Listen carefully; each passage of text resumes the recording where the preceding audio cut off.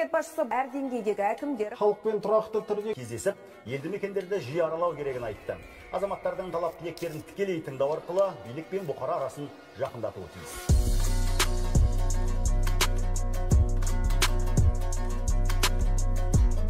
Маған да болсын, аудан әкімдерің болсын, ауыл әкімдерін рахмет айтпай қойыңыздар. Проблема айтыңызшы, соны шешуін тыңдай. Рахмет, сосын айтарсыздар.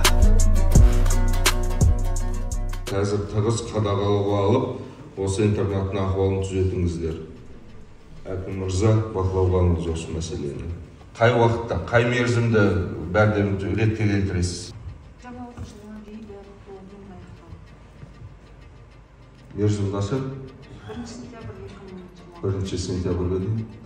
Бүгін өзім барып қараймын, мектепті жағдай өзгерумен болса, тамыз айында тексеріс жүгіремін.